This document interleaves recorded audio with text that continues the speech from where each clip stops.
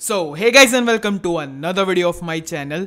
और आज हम पिछले एक महीने के सबसे बड़े सवाल का जवाब ढूंढने की कोशिश करेंगे कि गंगाधर शक्तिमान कैसा है। I mean Tony he doctor Doom कैसा है। और हाँ, जो लोग शायद किसी गुफा में रह रहे थे और उन्हें इसके बारे में नहीं पता, तो उन्हें मैं बता दूं कि मार्वल ने कॉमिक कॉन में रॉबर्ट डाउनी जूनियर यानी कि आयरन मैन के एक्टर को एज डॉक्टर डूम इंट्रोड्यूस किया है, जिससे पूरी दुनिया हिल चुकी है। और अगर आपको ऐसा लगता है कि ये सिर्फ एक कास्टिंग है और रॉबर्ट डाउनी जूनियर नया कैरेक्टर प्ले करेंगे, तो मैं ऐसा बिल्कुल नहीं मानता, क्योंकि आयरन मैन मार्वल का सबसे आइकॉनिक कैरेक्टर था। बिना किसी बेसिस के इस एक्टर को डॉक्टर डूम का कैरेक्टर नहीं दिया जाएगा। और हाँ, अगर ऐसा होता तो मार्वल रॉबर्ट डाउनी जूनियर को लाने की मेहनत भी नहीं करता। ऐसी कहीं सारी सॉलिड थियरीज है, कहीं सारे रिपोर्ट्स है और कहीं सारी पॉसिबिलिटीज है जो कि हिंट करती है कि कैसे आयरन मैन का कैरेक्टर अब आगे जाके एमसीयू में डॉक्टर डूम बनेगा। और इसी चीज को आने वाले वीडियो में डिस्कस करने वाला है। वीडियो बहुत इंटरेस्टिंग होगा, तो बिना किसी देरी के चलिए शुरू करते हैं।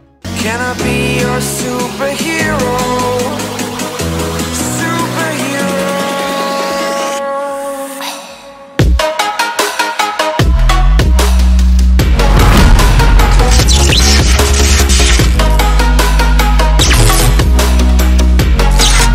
एक ऐसा कैरेक्टर जो कि मार्वल का सबसे बड़ा सुपर हीरो, सबसे बड़ा गुड गाय रह चुका है 10 सालों तक, जिस कैरेक्टर ने अवेंजर्स एंड गेम में अल्टीमेट सेक्रीफाइस दिया था अपनी जान का इस यूनिवर्स को बचाने के लिए, आखिरकार वो कैरेक्टर एमसीयू में वापस कैसे आ सकता है और डॉक्टर डूम कैसे बन सकता है। इसी वजह से लोग कंफ्यूज है। और हाँ, मैं ऐसा नहीं बोलने वाला कि कोई वेरिएंट होगा जो कि डॉक्टर डूम बनेगा। एक बहुत ही सॉलिड थियरी है और ये थियरी ऐसा कहती है कि क्या हो अगर आयरन मैन की डेथ जो हमें दिखाई गई वो उसकी फाइनल डेथ हो ही ना। ऐसे कई तरीके हैं जिससे टोनी की जान बच सकती थी। एक तरीका तो वो है जो कि हमें कॉमिक में दिखाया गया है। सिविल वॉर 2 में आयरन मैन की डेथ के बाद आयरन मैन ने खुद को एआई की फॉर्म में रेजरेक्ट किया था। और आजकल एआई जितना ट्रेंड में है, मार्वल शायद इस चीज को भी यूज कर सकता है। पर उससे बड़ी पॉसिबिलिटी हमें मूवी में ही दिखाई गई है, और वो पॉसिबिलिटी है एक्सट्रीमिस्ट वायरस। हमने आयरन मैन 3 में देखा है कि कैसे एक्सट्रीमिस्ट प्रोटोकॉल का यूज करके कुछ लोगों ने अपने बॉडी पार्ट्स तक को रीग्रो कर लिया था और अपने आप को ऐसे लेवल पे पहुंचाया था जहां पे वो खुद को हील कर सकते थे। तो क्या आयरन मैन ने इस टेक्नोलॉजी को देखने के बाद भी अनदेखा किया होगा? मुझे टोनी जैसे टेकी के लिए ये चीज़ बिल्कुल पॉसिबल नहीं लगती। ऐसा हो सकता है कि उसने अपने लिए या फिर अपने लव्ड वंस के लिए इस चीज़ को एज ए कंटीजेंसी प्लान रखा हो और एक्सट्रीमिस्ट ने ही आयरन मैन की जान बचा ली हो। और हाँ, मूवी में हमें आयरन मैन का फ्यूनरल जरूर दिखाया गया है, पर वो सीक्रेसी मेंटेन करने के लिए टोनी या स्टार्क इंडस्ट्रीज का कोई तरीका हो सकता है। अब उसके बाद दूसरा बड़ा सवाल ये आता है कि चलो आयरन मैन जिंदा भी बच गया, तो आखिरकार एक इतना बड़ा हीरो विलन बनेगा कैसे? और इसका जवाब भी हमें मूवीज में ही मिलता है। अगर आपको याद हो तो एंड गेम मूवी में जब से टोनी इस स्पेसशिप से रेस्क्यू होके अर्थ पे आया था, तब से टोनी का फ्रस्ट्रेशन हम साफ देख पा रहे थे। उतना कमजोर होने के बावजूद इसी टॉपिक के ऊपर उसने कैप्टन अमेरिका से भी काफी अग्रेसिवली बहस की थी कि जब उसने कहा था कि हमें अर्थ के आसपास एक प्रोटेक्टिव लेयर बनाना चाहिए, एक प्रोटेक्शन क्रिएट करना चाहिए, तब किसी ने भी उसकी बात नहीं सुनी थी। और आज जब खतरा आ गया और आधा यूनिवर्स वाइप आउट हो गया, तब वो लोग धरे के धरे रह गए।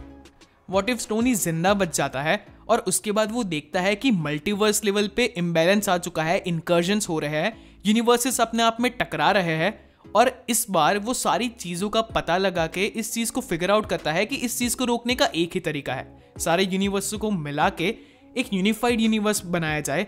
जिस तरह कैंग द कॉन्करर ने एक सीक्रेट टाइमलाइन बनाई थी, पर उससे भी बड़ा। यहाँ पे सारे यूनिवर्स साथ में होंगे और एक ही जगह पे एग्जिस्ट करेंगे, एक बड़ा यूनिवर्स, एक बैटल वर्ल्ड। वही बैटल वर्ल्ड जो कि डॉक्टर डूम ने कॉमिक में बनाया था।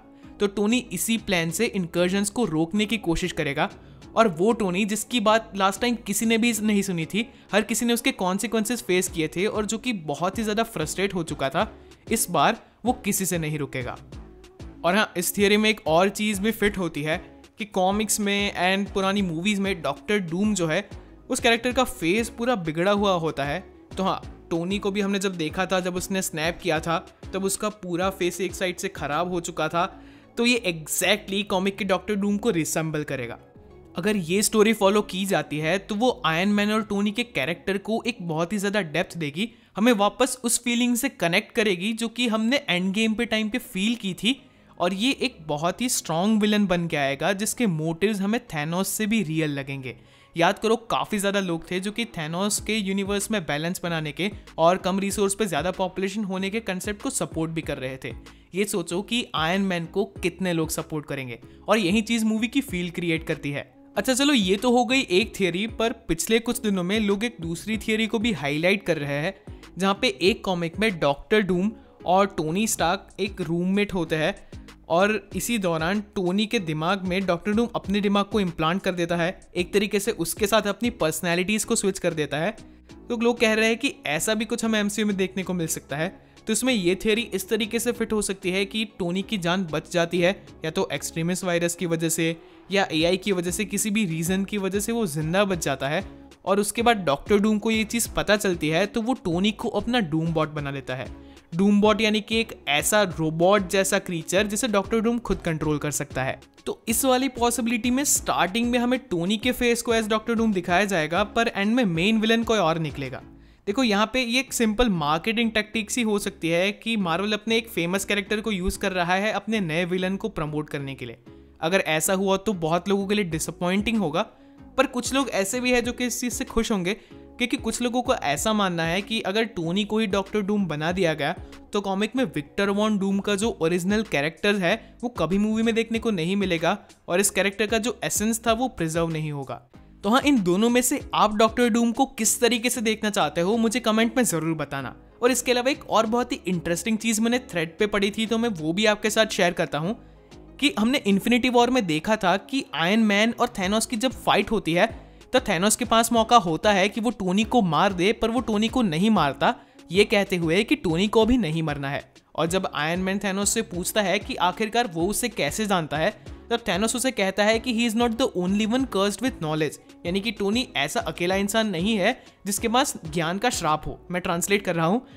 तो इस चीज़ का हमें कभी जवाब नहीं मिला कि आखिरकार थैनोस टोनी को जानता कैसे था, और शायद इस चीज़ का जवाब हमें फ्यूचर में मिलेगा, क्योंकि सीक्रेट वॉर्स की कॉमिक्स में थैनोस और डॉक्टर डूम का आमना सामना हो चुका है।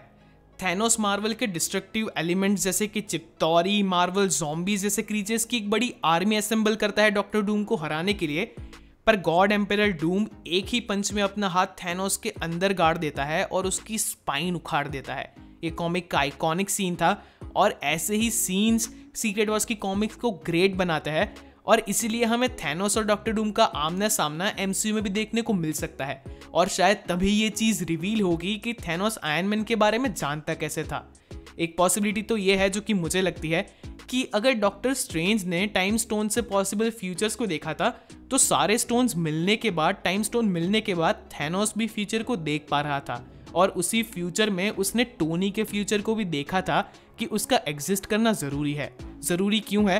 तो हाँ, एक पॉसिबिलिटी ये है कि जैसे डेडपूल 3 में बताया गया, टोनी ही एमसीयू का एंकर बीइंग हो, और अगर थैनोस उसको मार देता तो पूरा यूनिवर्स ही डिस्टेबलाइज हो जाता। इसीलिए शायद थैनोस ने डॉक्टर डूम को या टोनी को उस वक्त नहीं मारा था।